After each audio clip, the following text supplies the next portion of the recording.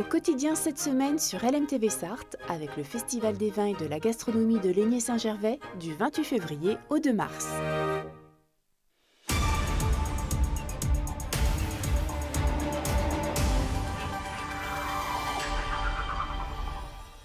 Bonsoir à toutes et à tous, bienvenue dans une nouvelle édition d'Au Quotidien avec ce soir à la présentation de votre journal Alexandre Ferrer. Bonsoir Alexandre. Bonsoir Colin Salle, bonsoir à toutes et à tous. Vos invités dans le journal, et ça va me plaire, on parle sport. Tout à fait, ils sont rentrés il y a quelques jours de la compétition internationale NFL U12, un sport dérivé du football américain qui s'est déroulé à Orlando aux États-Unis. Ce soir nous accueillons Charles Pavio, directeur technique du club des Caïmans 72 et sa fille Jasmine Pavio, receveuse de l'attaque de l'équipe. En attaque de l'équipe, le club sartois a représenté la France pour cette compétition.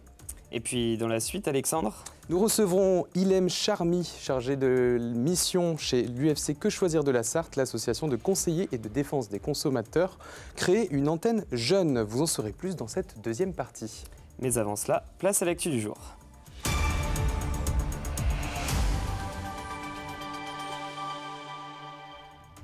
Au sommaire de ce mardi 25 février, des nouveaux locaux pour la Ligue contre le cancer de la Sarthe. Situé toujours à la même adresse, l'association propose des espaces spacieux plus adaptés à l'accueil des patients et le membre de la Ligue contre le cancer. À l'occasion des 3 ans d'anniversaire de l'invasion en Ukraine par l'armée russe, près de 200 personnes se sont rassemblées au centre du Mans ce lundi soir en soutien à la population ukrainienne. Et puis après la victoire du Leaders Cup, le MSB se concentre maintenant sur les quarts de finale de la Coupe de France ce mercredi soir. Les Sartois peuvent compter sur Trevor Hudgens, en pleine progression. Bon, merci Colin. Allez Alexandre, on commence ce journal avec du nouveau à la Ligue contre le cancer de la Sarthe. Des locaux tout neufs, plus spacieux et surtout plus adaptés à l'accueil de patients, de demandes d'accompagnement des bénévoles et des professionnels de la Ligue. Le siège au Mans n'a pas changé d'adresse, mais a aménagé un étage en dessous des locaux précédents, toujours 15 rue Goujard. Un reportage de Laure Gérard. Dès l'accueil, l'ambiance des locaux se veut chaleureuse, cosy, propice au dialogue et aux soins. La salle d'accueil, ça s'appelle au fil de la Ligue. Alors pourquoi au fil de la Ligue? C'est un nom qui accueille les personnes malades, que ce soit aussi bien dans les hôpitaux, que ce soit dans les comités comme ici. Au Mans, la Ligue contre le cancer se dote de locaux 2 fois plus spacieux qu'avant. En fait, la salle pour la première rencontre avec les personnes qui viennent dans le comité. 270 mètres carrés dédiés aux bénévoles, aux salariés, mais surtout à l'accueil de bénéficiaires. Avec des espaces conviviaux, chaleureux, insonorisés pour plus de confidentialité. Nous, on n'est pas du tout dans le champ médical, mais on est dans le champ pour accompagner les personnes à diminuer les conséquences des traitements et de la maladie. Donc, par exemple, ici, on a une pièce qui est consacrée aux soins socio-esthétiques, à la réflexologie plantaire pour aider les gens, leur apporter un peu de bien-être dans cette période difficile. En 2024, 250 bénéficiaires ont franchi la porte du centre ressources du Mans et des 4 antennes du département. Ce nouvel outil va permettre à la Ligue de développer les différents ateliers et l'accompagnement, mais aussi le dispositif de rencontre avec des patients ressources. L'idée, c'est qu'on puisse avoir ici des personnes qui puissent témoigner de leur parcours dans la maladie pour pouvoir répondre aux interrogations légitimes qui arrivent chez toute personne qui est malade ou chez les proches aidants. Pratique, ces nouveaux locaux changent d'étage mais restent dans le même immeuble, même adresse, 15 rue Goujard, au Mans. Fait divers maintenant, cambriolage en série dans le Sud-Sarthe. Pas moins de 4 commerces ont été dévalisés dans la nuit de dimanche à lundi, selon des informations révélées par nos confrères du Petit Courrier L'Écho de la Vallée du Loir, ainsi qu'un local municipal de Coulanger. Le bar-tabac de Oisé a été cambriolé aux alentours de 5h20. Les malfaiteurs sont répartis avec des paquets de tabac pour un préjudice évalué à 3 000 €. Dans la même nuit, le bar-restaurant de Recueil ainsi que les supérettes d'Aubigné-Racan et de Saint-Jean-de-la-Motte ont également fait l'objet de cambriolages. Une enquête est en cours.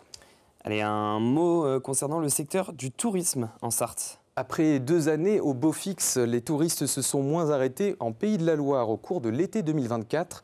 C'est ce qui ressort de la dernière enquête publiée par l'INSEE régional. Les nuitées dans les hébergements collectifs de tourisme, hôtels, Airbnb et camping diminuent de 3,9% par rapport à 2023. Mais rien de grave, car depuis 2019, année record, les touristes avaient augmenté dans la région. Entre avril et septembre 2024, les hébergements collectifs touristiques marchands enregistrent tout de même 20,6 millions de nuitées. À noter, si l'activité ralentit un peu dans l'hébergement et la restauration, l'emploi salarié et les embauches restent soutenus dans un secteur dynamique. Solidarité et maintenant, un rassemblement en soutien au peuple ukrainien avait lieu ce lundi soir au Mans. 3 ans après l'invasion de l'Ukraine par l'armée de Poutine, un peu plus de 200 personnes ont voulu montrer leur solidarité avec les Ukrainiens restés là-bas, mais aussi avec ceux qui vivent ici, en Sarthe, et qui désespèrent de cette situation. Un moment solennel et riche en symboles auquel a assisté Laure Gérard. L'hymne chanté, la main sur le cœur. Les drapeaux ukrainiens et français sur la même place, 3 ans après le début de la guerre.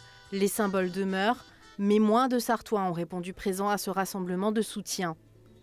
Un énorme regret de voir que c'est pas que les Manceaux malheureusement ni les Sarthois, c'est les Français en règle générale qui ne se sentent pas concernés et qui devraient se sentir concernés. Voilà. Pourquoi à votre avis ? Parce que toutes les grandes guerres ont commencé par justement le fait que les gens ne se sentaient pas concernés. C'est très important pour faire quelque chose pour l'Ukraine maintenant, pour le public, pour confirmer cette très très dangereuse situation, pour tout le monde. Ce que vous venez d'entendre, c'est la sirène que les Ukrainiens ont entendue 55 245 fois pendant les 3 années de guerre. La ville de Koulen, le Mans Métropole également, ont des actions de solidarité. Nous espérons pouvoir accueillir bientôt des enfants qui subissent aujourd'hui les bombardements incessants. Associations et collectivités ont mis en place des dispositifs d'aide logistique en direction de l'Ukraine et continuent d'accueillir et d'intégrer les réfugiés qui, pour beaucoup, souhaitent rentrer chez eux dans un pays en paix. Une cérémonie est prévue en la mémoire de l'homme qui a perdu la vie dans la Sarthe à la suite d'un accident de la route. Nous en parlions la semaine dernière. Le jeune homme de 24 ans, dont on connaît maintenant l'identité, Gatian Guibert, a trouvé la mort après avoir plongé avec sa voiture dans la Sarthe au Mans dans la nuit du 18 au 19 février. Membre de l'USN Spé, le club de foot lui a rendu hommage et prévoit une cérémonie pour saluer sa mémoire dimanche 2 mars à 15h au stade Roland-Saudubré de Spé. Les circonstances du drame sont encore inconnues. L'enquête est toujours en cours. On reste dans le monde du sport, mais cette fois pour un événement festif et on reçoit nos invités. Charles Pavio, directeur technique des Caïmans 72 et Jasmine Pavio, receveuse en attaque du club, qui ont participé au tournoi NFL Flag U12, une compétition internationale de flag football aux États-Unis. Bonjour à tous les deux. Bonjour. Pour commencer, brièvement, c'est quoi le flag football? Est-ce que vous pouvez nous l'expliquer peut-être, Charles Pavio? Oui, le flag football, c'est un dérivé du football américain, mais qui est fait à la base pour les jeunes. C'est sans équipement, sans contact, et puis ça s'est démocratisé, et maintenant on peut le pratiquer à tout âge. D'accord. Début février, vous êtes rentré d'Orlando aux États-Unis après une compétition en marge du Pro Bowl Games 2025, la compétition internationale de flag football en U12.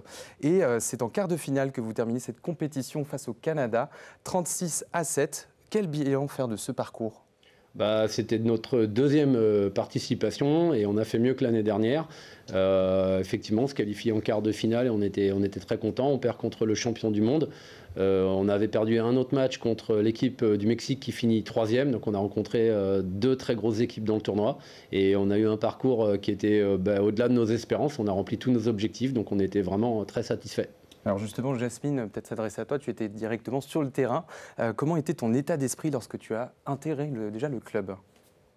Il était très bien parce que ça fait vraiment longtemps que j'ai intégré le club. À l'époque, on n'était pas beaucoup, mais maintenant, ça a vraiment évolué. Et je pense que les NFL Flag, ça a attiré beaucoup de jeunes. Et est-ce que tu avais des objectifs ? Est-ce que tu as encore des objectifs, là, justement, le fait de t'être intégré dans le club aujourd'hui ? Oui, de recommencer le NFL Flag l'année prochaine et d'autres choses aussi. Par exemple, il y a un tournoi féminin aussi que j'aimerais faire. D'accord, qui se déroule quand ? Je ne sais pas, mais je sais qu'à un moment, ils vont à Londres. Ok. Donc Jasmine, tu es l'une des 2 personnes qui... Enfin, du coup, tu fais partie des 2 filles qui ont été aussi sélectionnées pour cette compétition du Pro Bowl Games 2025. Vous vous attendez déjà à un tel niveau avant votre départ pour la compétition internationale ? Non, en fait, chaque année, nous, on se présente d'abord à la phase régionale qualificative. qui est une première étape à franchir pour ensuite se qualifier au tournoi national. On n'a pas d'ambition ni d'objectif, hein, on reste sur des jeunes donc qui s'entraînent 2 fois par semaine, on ne leur met pas la pression, on est déjà très content de participer au tournoi national et puis cette année ça s'est encore mieux passé que l'année dernière, on a vraiment bien performé. Donc on avait quand même conscience du niveau de notre équipe et fort de l'expérience de l'année dernière, on pouvait un peu s'évaluer par rapport aux équipes internationales qu'on avait déjà rencontrées. Donc on allait quand même assez confiant, je dirais, parce qu'on voyait qu'on avait vraiment une très très belle équipe, très homogène, avec plus de maturité que l'année dernière. Mais bon, après on ne sait jamais le niveau qu'on va rencontrer parce qu'on est en face de nous des nations qui pratiquent le sport scolaire et exclusivement scolaire et qui s'entraînent tous les jours. Donc les équipes qu'on a rencontrées, comme l'Australie, comme le Canada, etc., ils s'entraînent tous les jours. Donc la marche est parfois un peu haute.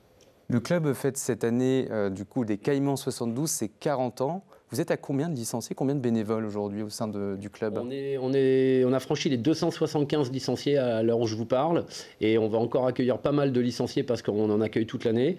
Et cette année, on arrive à une 60aine de bénévoles répartis sur 3 disciplines, le cheerleading, le flag et le football américain.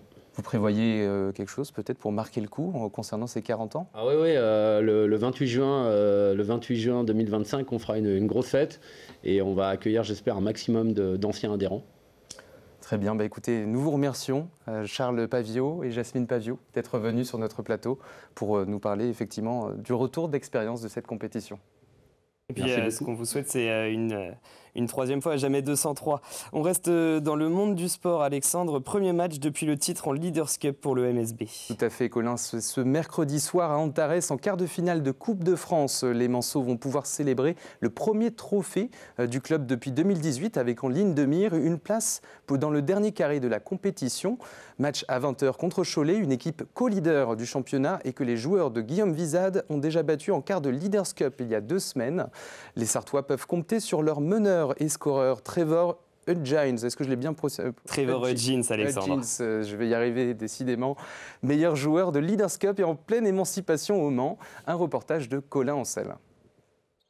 Cette saison, tout sourit à Trevor Hudgens. Le meneur américain de 25 ans est en pleine réussite pour sa 2e saison sous le maillot Manceau.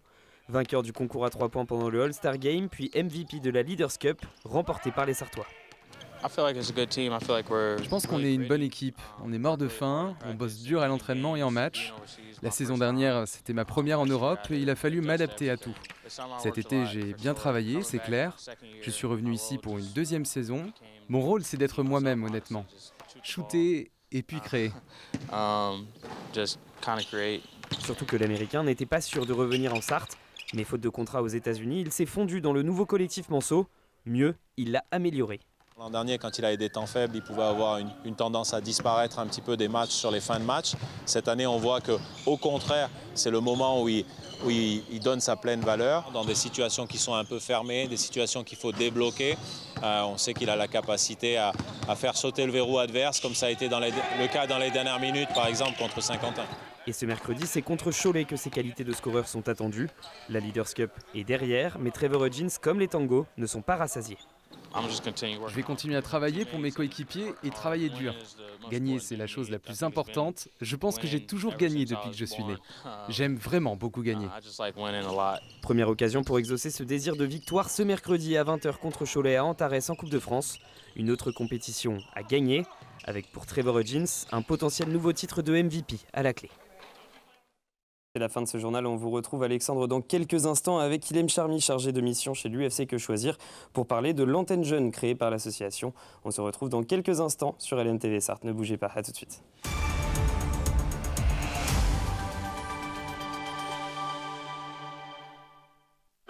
Au quotidien cette semaine sur LMTV Sarthe, avec le Festival des vins et de la gastronomie de Laigné-Saint-Gervais du 28 février au 2 mars.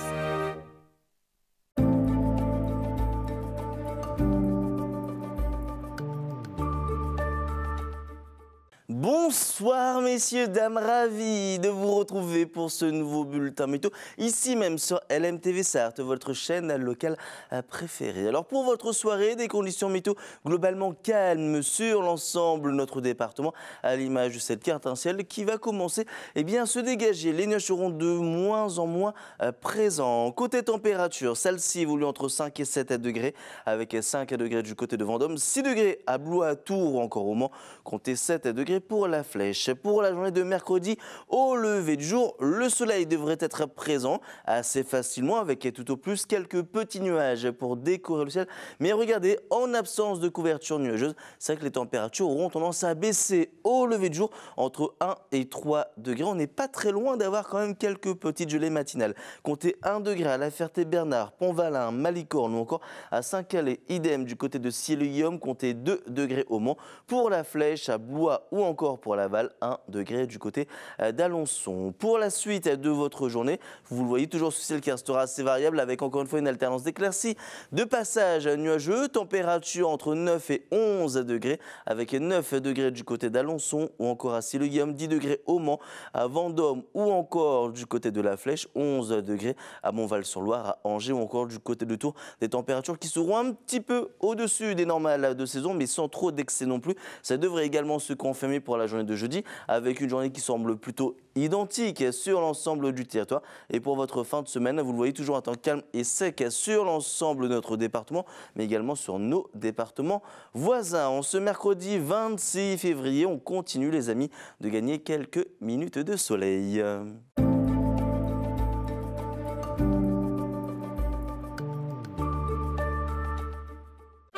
Au quotidien cette semaine sur LMTV Sarthe, avec le Festival des vins et de la gastronomie de Laigné-Saint-Gervais du 28 février au 2 mars.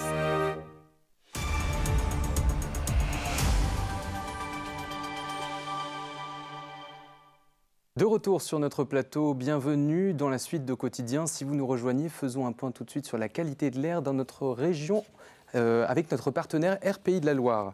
Ce mercredi 26 février, l'indice de la qualité de l'air se maintiendra à un niveau moyen sur toute la région.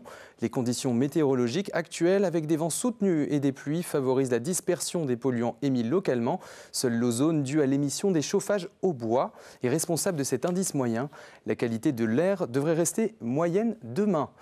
Dans Au quotidien la suite, nous recevons Ilem Chamri, chargé de mission chez UFC Que Choisir de la Sarthe. Ilem Chamri, bonsoir. Bonsoir. Votre mission au sein de l'UFC Que Choisir, association qui conseille et défend l'intérêt des consommateurs, créer une antenne jeune. Pourquoi s'adresser particulièrement aux jeunes ? Donc, il faut savoir que l'UFC Que Choisir, il n'y a pas du tout de jeunes. Et donc le but ici, c'est de toucher un maximum de population, notamment les jeunes. Et donc je suis venue en stage pendant 5 semaines pour notamment essayer de toucher cette population-là. D'accord, donc on vous reçoit aujourd'hui pour présenter ce projet, mais aussi car vous recherchez des personnes pour vous accompagner. Combien de personnes vous recherchez ? Pour l'instant, je recherche un bureau, donc c'est-à-dire à peu près 6 personnes, président, vice-président, trésorier, secrétaire, pour qu'on puisse parler de sujets importants et qu'on puisse s'étendre au fur et à mesure. Jusqu'à présent, donc, des démarches, même du démarchage a été mené, c'est ça, au sein de l'Université du Mans, des lycées peut-être au sein du Mans ? Oui, donc on a eu notamment des universités. Donc je suis partie à l'Université du Mans où j'ai pu faire un stand à la BU, à l'IFSI aussi. On a fait aussi sur le RU, enfin le restaurant universitaire. Voilà, donc j'ai fait aussi des flyers aussi sur les réseaux sociaux pour étendre un maximum. J'ai fait aussi une vidéo de 1 minute et voilà. D'accord. Alors concrètement, qu'est-ce que vous y proposez dans cette section ? Alors, ce qu'on va proposer donc, pour l'antenne jeune, ça va être principalement notamment des activités comme par exemple, j'avais eu l'idée pour débuter un ciné-débat, c'est-à-dire que sur la protection des datas. Donc par exemple, regarder un film, puis ensuite débattre sur ce film et ensuite ramener un hacker. Il va prendre quelqu'un dans le public, il va dire bon, voilà, donne-moi ton nom et ton prénom. Et ensuite, grâce à ça, il va avoir toutes les informations de la personne de A à Z. Et en fait, là, on pourra voir à quel point la protection des datas, c'est très important et à quel point il faut se protéger. Donc, et les jeunes, bon, les moins jeunes comme les plus jeunes, mais notamment les plus jeunes, on est sujet à ça. Et donc voilà. Très bien. Alors avant vous, le département de la Dordogne a tenté de mettre en place aussi cette section il y a un an. Ce projet a été de courte durée. Est-ce que vous comptez pérenniser cette section en Sarthe? Totalement. Enfin, je l'espère et j'espère vraiment qu'on va essayer de pérenniser ça. Donc déjà, il faut essayer de construire ça. Et voilà, et ensuite, pourquoi pas s'étendre de plus en plus après, quoi. Donc, voilà. Très bien. Pour plus d'informations sur cette antenne jeune, vous pouvez scanner le QR code qui s'affiche donc sur votre écran. Et vous pouvez retrouver UFC Que Choisir de la Sarthe sur leurs réseaux sociaux, UFC Que Choisir de la Sarthe, ou en notant UFC Que Choisir de la Sarthe, ou leur site internet sarthe.ufcquechoisir.fr. C'est bien ça? C'est ça, totalement. Parfait. Merci Ilem Chamri, chargée de mission à UFC Que Choisir, d'être venue sur notre plateau. Merci. À 19h, c'est Plus belle ma Sarthe, présenté par Bruno Palmé. C'est direction le Breil-sur-Mérise. Au programme de cette édition, retrouvez aussi François Bruère, peintre sartois spécialisé dans les automobilistes et les motos. C'est la fin de Quotidien. On se retrouve demain en direct, même heure. Bonne soirée sur LMTV Sarthe.